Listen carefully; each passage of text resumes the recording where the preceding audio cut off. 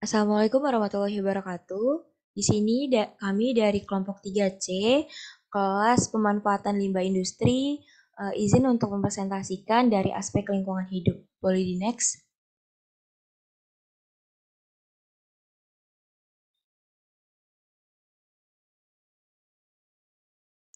Oke, di sini untuk penanggung jawabnya, eh, saya Amanda Putri Amelia sebagai Direktur Lingkungan Hidup, dan saya ditemani oleh staf saya Aditya Hoyrul. Next. Uh, untuk analisis layak lingkungan itu mengacu pada regulasi Undang-Undang Nomor 32 Tahun 2009 tentang perlindungan dan pengelolaan lingkungan hidup, Peraturan Menteri Lingkungan Hidup, Kehutanan, Permen LHK Nomor 27 Tahun 2016, kemudian Peraturan Menteri Lingkungan Hidup dan Kehutanan Nomor 4 Tahun 2021. Boleh di next?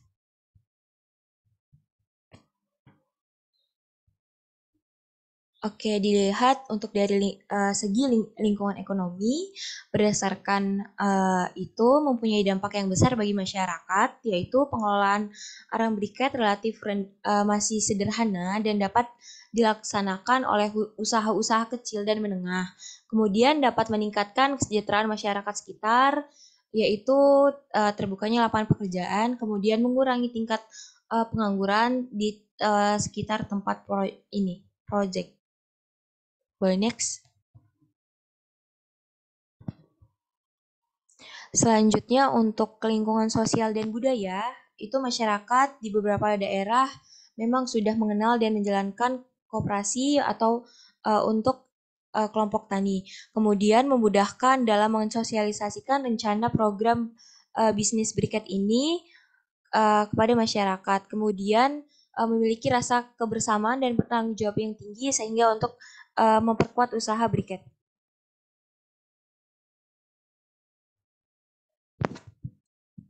Untuk lingkungan politik, adanya bantuan sarana dari pemerintah nasional atau Direktorat Jenderal Pengembangan Ekspor Nasional, adanya persaingan dalam penjualan produk di pasar menggunakan fasilitas dan kebijakan pemerintah. Next. Kemudian dari lingkungan teknologi yang digunakan dalam pembuatan briket ini sudah maju dengan mesin modern, tetapi bisa dikelola juga dengan pengolahan sederhana. Kemudian untuk kapasitas produk ini sendiri dengan skala besar, untuk bahan yang digunakan ramah lingkungan, serta potensi bahan baku dan potensi pasar cukup besar. Next. Untuk lingkungan ekologi itu memanfaatkan limbah gergaji yang dapat berdampak pada ekosistem sekitar dan memanfaatkan kembali limbah gergaji yang dapat merusak estetika sehingga jika dikelola kembali itu mengurangi mengurangi untuk estetika itu sendiri dan menjadikan barang yang berdampak positif bagi kehidupan masyarakat. Boleh di next. Selanjutnya itu lingkungan global, pemasaran briket dapat berlanjut secara global karena permintaan dari berbagai negara. Sudah seperti yang sudah dijelaskan di bagian keuangan dan mengurangi limbah serbuk gergaji yang tidak terkelola kembali.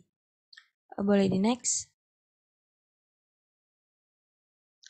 Selanjutnya, usaha tersebut apakah wajib AMDAL berdasarkan Undang-Undang Republik Indonesia tahun 2009 tentang perlindungan dan pengelolaan lingkungan hidup, yaitu terdapat beberapa poin yang pertama, pengubahan bentuk lahan dan bentang alam, kemudian eksploitasi sumber daya alam, baik yang terbarukan maupun yang tidak terbarukan.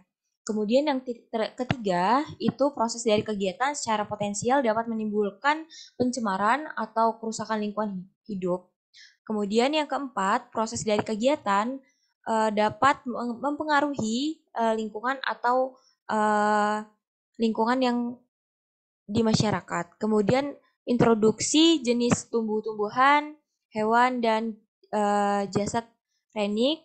Kemudian yang keenam, pembuatan dan penggunaan bahan hayati atau non-hayati. Kemudian yang ketujuh, itu penerapan teknologi yang diperkirakan mempunyai potensi besar untuk mempengaruhi lingkungan hidup. Dan luas lahan bangunan itu sekitar 10.000 meter persegi, itu termasuk dikatakan wajib AMDAL. Dan luas lahan lebih dari 5 hektar itu dikatakan juga wajib AMDAL. Kemudian, boleh di next.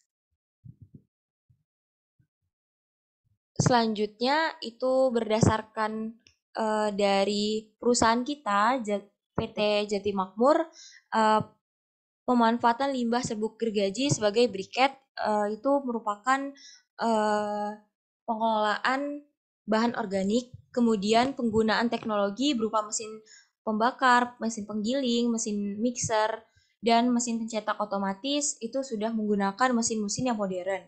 Kemudian luas perusahaan itu 250 meter persegi. Untuk berdasarkan data perusahaan dari PT Jati Makmur ini sendiri bergerak pada bidang briket yang memiliki bahan baku serta teknologi sederhana yang luasnya hanya sebesar 250 meter persegi, itu dikatakan tidak wajib AMDAL. Boleh di next.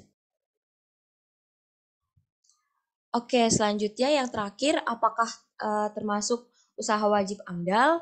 Berdasarkan Undang-Undang Republik Indonesia tahun 2009 tentang perlindungan dan pengelolaan lingkungan hidup, yaitu dijelaskan bahwa setiap usaha dan kegiatan yang tidak termasuk kriteria wajib AMDAL, sebagaimana itu memiliki dokumen UKL dan UPL. Jadi di sini kami tidak membuat RKL dan RPL dikarenakan dari hasil limbah kami itu tidak mencemari lingkungan dan tidak dikatakan wajib AMDAL.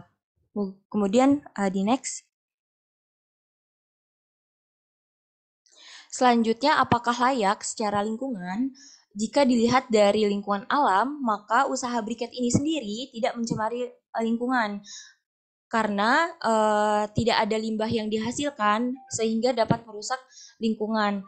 Kemudian pelatihan pembuatan arang yang diperoleh dari petani dan pihak koperasi juga menggunakan sistem uap terkondensi sehingga uap pembuatan arang hanya menjadi asap dan tidak mencemari udara. Maka kenapa dikatakan RKL dan itu sendiri tidak kami buat karena sudah dijelaskan bahwa dari usaha kami itu tidak wajib AMDAL dan tidak mencemari udara. Mungkin sekian dari saya, boleh di next. Dari lingkungan hidup sudah cukup, boleh dilanjut oleh pengembangan masyarakat. Terima kasih. Oke, baik, selanjutnya akan menjelaskan tentang pengembangan masyarakat untuk PT Briket Jatimah. Briket Jatimah.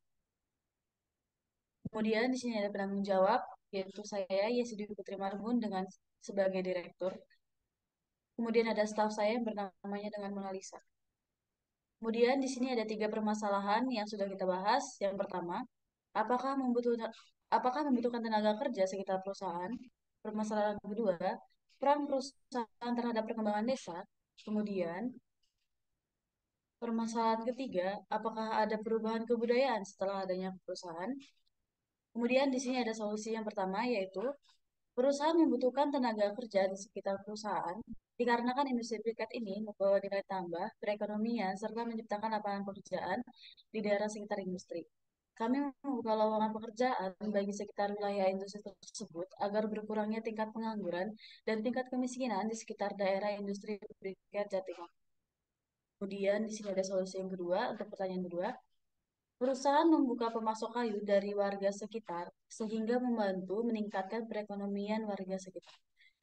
Kemudian di sini ada solusi tiga dari pertanyaan ketiga, yaitu Dengan menghasilkannya briket dari limbah kayu ini dapat diperoleh beberapa manfaat. Antara lain, yang pertama, membantu mengatasi masalah limbah dari industri kayu. Yang kedua, masyarakat dapat memperoleh bahan bakar yang mudah didapat dan tidak berisiko, khususnya masyarakat pedesaan. Yang ketiga, mengurangi ketergantungan bahan bakar fosil. Yang keempat, hemat biaya. Yang kelima, lingkungan lebih bersih. Dan yang terakhir adalah mencegah kerusakan lingkungan. Demikian dari pengembangan masyarakat dari PT Briket Makmur. Sekian presentasi kami. Wassalamualaikum warahmatullahi wabarakatuh.